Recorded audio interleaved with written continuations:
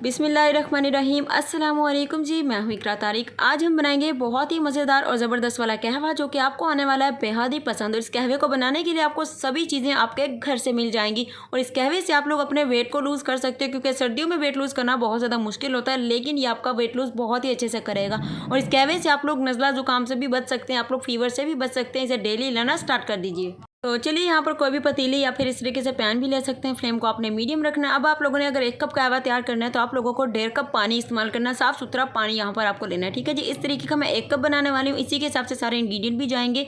तो यहाँ पर देखिए, बिस्मिल्लाहिर्रहमानिर्रहीम, इसमें 1.5 कप हम लोग पानी डाल देंगे। तो इस कहवे के बेशुमार फ़ायदे हैं और आप लोगों ने इसे बनाने का सही टाइमिंग भी देखना। अगर वीडियो को रोक दिया तो आपको कुछ भी अच्छे से समझ नहीं आ पाएगा।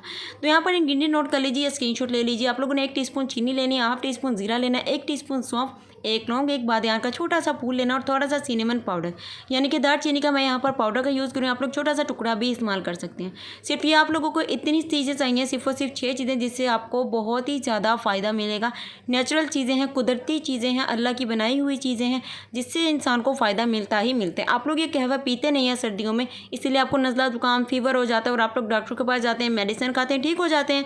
लेकिन अगर आप इसे डेली खाना खाने के बाद यूज़ करना स्टार्ट कर दें तो आपकी हेल्थ भी बहुत अच्छी हो जाएगी। तो आपने इस तरीके से सारे इंग्रेडिएंट डालने के बाद इसे पकाना स्टार्ट कर देना है। फ्लेम को मीडियम करके तकरीबन 5 मिनट के लिए इसे पकाइएगा। आधा कप जो पानी एक्स्ट्रा डाला था उसे अच्छे से हमें ड्राई कर लेना है। फ्लेम को मीडियम रखना है। तो लीजिए, सारी चीज़ों ने अपना जो असर है इस पानी में छोड़ दिया। कलर आप लोग देखिए एग्जैक्ट ऐसा हो जाएगा। फिर आपको फ्लेम को ऑफ कर देना है और इस कहवे को छान कर आप लोगों ने इस्तेमाल करना है। अच्छा, अब आपको मैं बताती चलूँ कि कौन लोग इसे पी सकते हैं और कौन लोग इसे नहीं पी सकते।